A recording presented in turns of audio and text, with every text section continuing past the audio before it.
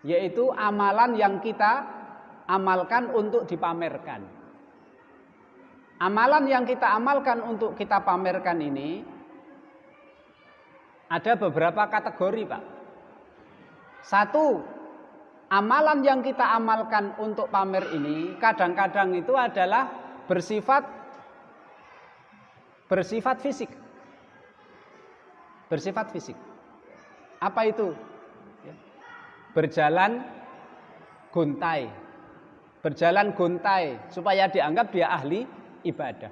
Ini kan fisik.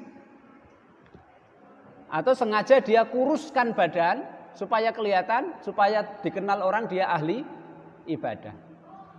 Atau bibirnya dia sengaja buat kelihatan kering, pecah-pecah supaya dianggap dia ahli ibadah.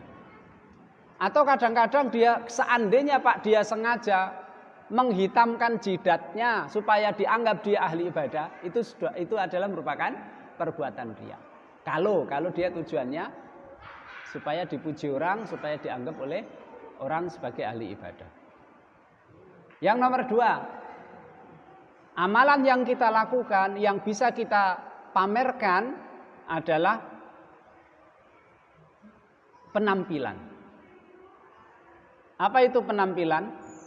Manjangkan jenggot. Ini niatnya apa, Pak? Lillahi ta'ala ngikuti sunnah dapat pahala. Tapi kalau niatnya supaya ini, supaya itu, supaya dianggap ini, itu riya. Kemarin sudah kami sampaikan, memakai celana di atas mata kaki, ini juga bisa riya. Kalau dia niatnya sunnah mengikuti sunnah Nabi, kalau kita niatnya sunnah Nabi dapat pahala. Tapi kalau kita niatnya adalah supaya dianggap ini itu, kita terjatuh dalam perbuatan riya. Amalan yang ketiga bisa berupa ucapan. Bisa berupa ucapan. Contohnya, orang pidato, memberi nasihat, tujuannya apa? Kalau tujuannya supaya ini, supaya itu, supaya ini, bisa terjatuh dalam perbuatan riya. Contoh lagi, Pak. Ada orang berbuat salah, dia ingatkan orang yang berbuat salah itu di depan umum.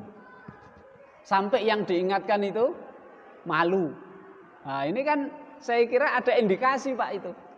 Kalau mengingatkan kan mestinya diam-diam supaya yang diingatkan tidak merasa malu. Rasul itu kalau melihat sahabatnya berbuat kekeliruan, terus Rasul naik ke mimbar, Rasul tidak menyebut orangnya.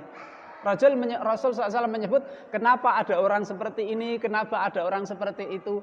Bahasa Arabnya, fama balul qaum yaf'alu kada, fama balul qaum yaf'alu kada. Kenapa ada orang seperti ini? Kenapa ada orang berbuat seperti itu?